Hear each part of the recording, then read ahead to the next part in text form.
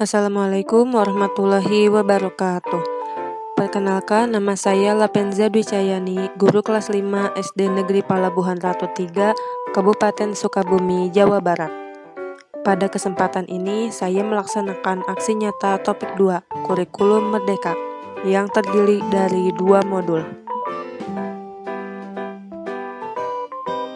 Modul 1, Makna Kurikulum dalam Pendidikan. Terdapat 2 materi, yaitu tentang kurikulum dan kurikulum dalam pembelajaran. Kurikulum dimaknai sebagai titik awal sampai akhir pengalaman murid. Komponen kurikulum menurut Rolf Tyler yaitu tujuan, konten, metode atau cara, dan evaluasi. Sedangkan komponen kurikulum di beberapa negara yaitu tujuan pembelajaran atau konten, panduan pedagogik, dan panduan asesmen. Komponen tersebut dapat digunakan dalam mendesain kurikulum dan pembelajaran berdasarkan kebutuhan murid. Fungsi kurikulum sebagai pedoman dan acuan dalam pembelajaran, serta memandu proses belajar murid. Peran dan fungsi kurikulum dioptimalisasikan dalam kerangka mewariskan nilai dan budaya masyarakat yang relevan dengan masa kini. Selanjutnya, mengembangkan sesuatu yang dibutuhkan saat ini dan masa depan. Menilai dan memilih sesuatu yang relevan atau kontekstual sebagai kontrol sosial. Keberagaman murid menjadi awal dalam pengembangan kurikulum, sehingga kurikulum disesuaikan dengan konteks satuan pendidikan masing-masing. Berikut adalah perkembangan kurikulum di Indonesia.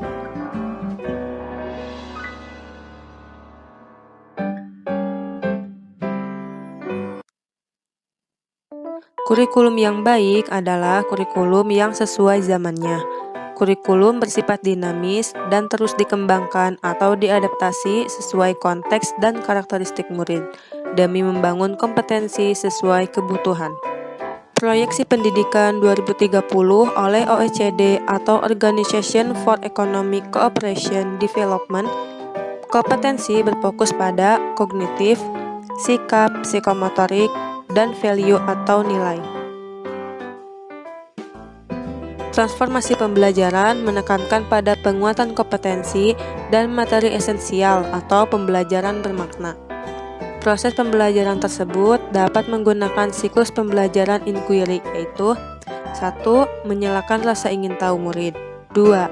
Mencari tahu, mengumpulkan data, fakta, dan bukti dari eksplorasi murid yang dipelajari dengan berfokus pada keterampilan berpikir murid.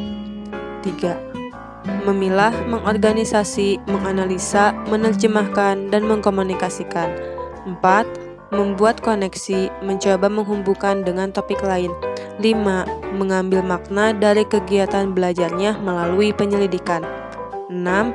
Aksi atau tindakan merefleksikan apa yang telah dipelajari dan membuat aksi nyata dari pembelajaran bermakna.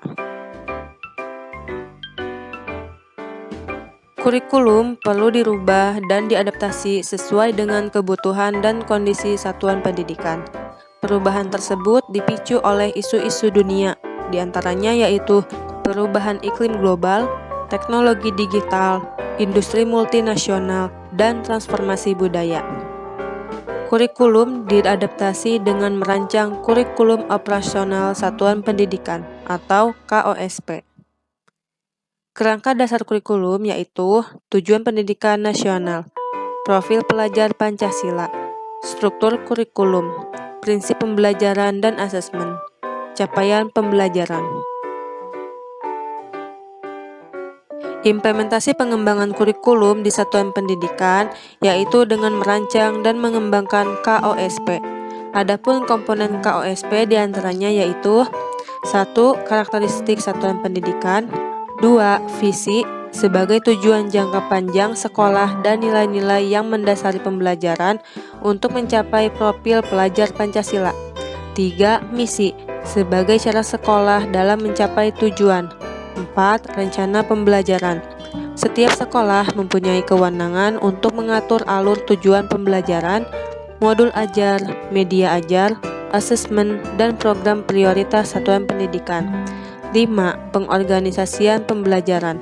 mencangkup muatan kurikulum, beban belajar, program intrakurikuler, ekstrakurikuler, dan proyek penguatan profil pelajar Pancasila. 6. Sistem pendampingan, evaluasi, dan pengembangan profesional. Terdapat 5 prinsip dalam pengembangan KOSP, yaitu 1. Berpusat pada murid, 2. Kontekstual, 3. Esensial, 4. Akuntabel, 5. Melibatkan pemangku kepentingan. Modul 2. Pembelajaran versi kurikulum merdeka. Terdapat 3 materi, yaitu pertama, prinsip umum pembelajaran, kedua, capaian pembelajaran, dan yang ketiga yaitu struktur pembelajaran dengan paradigma baru. Pembelajaran dirancang dengan memperhatikan prinsip-prinsip yang dapat memfasilitasi beragam kebutuhan murid. Berikut adalah 5 prinsip pembelajaran yang dapat dilaksanakan dalam satuan pendidikan. Yang pertama, pembelajaran dirancang dengan mempertimbangkan tahap perkembangan, kebutuhan, dan capaian belajar murid saat ini, sehingga pembelajaran menjadi bermakna. Kedua, pembelajaran dirancang dan dilaksanakan untuk membangun kapasitas belajar murid menjadi pembelajar sepanjang hayat. Ketiga, proses pembelajaran mendukung perkembangan kognitif dan karakter murid. Keempat, pembelajaran menyesuaikan konteks lingkungan dan kebudayaan murid. 5. Pembelajaran mengarah pada masa depan yang berkelanjutan. Capaian pembelajaran atau CP. Capaian pembelajaran merupakan kompetensi dan karakter yang ingin dicapai setelah menyelesaikan pembelajaran dalam kurun waktu tertentu. Sedangkan kompetensi adalah rangkaian dari proses belajar konsep ilmu pengetahuan. Penyusunan capaian pembelajaran berdasarkan teori belajar konstruktivisme, memandang bahwa belajar merupakan proses membangun pengetahuan baru dan dilakukan sendiri oleh murid yang dibangun dari kemampuan awal, pengalaman belajar, dan interaksi sosial. Capaian pembelajaran memuat 2 hal, yaitu kompetensi inti dan konten esensial. Capaian pembelajaran disusun dengan memperhatikan tahap perkembangan murid atau teori Piaget, dirancang berdasarkan fase 1-3 tahun sehingga guru dan murid leluasa untuk mengembangkan kompetensinya. Pembagian capaian pembelajaran per fase. Fase pondasi PAUD. Fase A yaitu kelas 1 sampai kelas 2 SD, fase B kelas 3 sampai kelas 4 SD, fase C kelas 5 sampai kelas 6 SD, fase D kelas 7 sampai kelas 9 SMP, fase F kelas 10 sampai kelas 12 SMA. Capaian pembelajaran dalam kurikulum merdeka. Capaian pembelajaran menjadi acuan untuk pembelajaran intrakurikuler dan acuan dalam menyusun tujuan pembelajaran. Kompetensi pada capaian pembelajaran diturunkan menjadi tujuan pembelajaran atau TP, yang tersusun sebagai sebuah alur dalam satu fase yang disebut alur tujuan pembelajaran atau ATP, yang mana dapat digunakan untuk menentukan modul ajar yang dikembangkan maupun dipilih.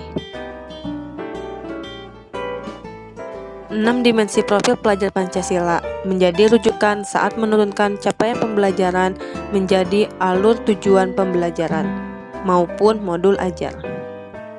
Adapun profil pelajar Pancasila yaitu beriman, bertakwa kepada Tuhan Yang Maha Esa dan berakhlak mulia, berkebinekaan global, bergotong royong, kreatif, bernalar kritis, dan mandiri.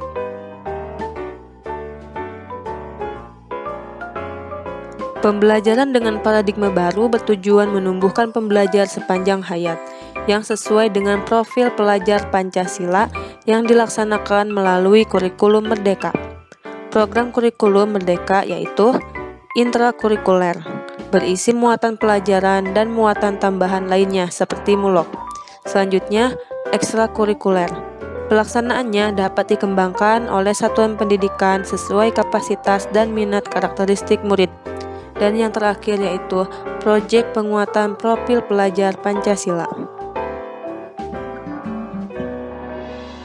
Perubahan utama pembelajaran di setiap jenjang pada kurikulum Merdeka antara lain, jenjang PAUD melalui bermain mencakup literasi, numerasi, agama, dan moral. Jenjang SD, mata pelajaran IPA dan IPS dilebur menjadi IPAS. Jenjang SMP, mata pelajaran informatika menjadi mata pelajaran wajib. Jenjang SMA, mata pelajaran dibagi menjadi mata pelajaran umum dan program peminatan. Jenjang SMK, memilih mata pelajaran vokasi dan prakarya, berkolaborasi dengan masyarakat industri. Jenjang SLB, penggunaan capaian pembelajaran berbeda-beda berdasarkan usia mental murid. Proyek Penguatan Pancasila merupakan program pembelajaran berbasis proyek yang ditujukan untuk penguatan profil pelajar Pancasila melalui tema yang telah ditetapkan, yaitu tema gaya hidup berkelanjutan, kearifan lokal, Bhinneka Tunggal Ika, bangunlah jiwa dan raganya, suara demokrasi, berrekayasa dan berteknologi untuk membangun NKRI, dan kewirausahaan. Dalam kurikulum Merdeka, satuan pendidikan memiliki keleluasaan dalam menentukan alokasi waktu pembelajaran dengan mempertimbangkan sarana dan prasarana, jam mengajar guru, serta strategi lainnya. Ada 3 alternatif model pembelajaran yang dapat diadaptasi. Yang pertama, model reguler. Setiap pembelajaran dilakukan terpisah antara satu mata pelajaran dengan mata pelajaran lainnya.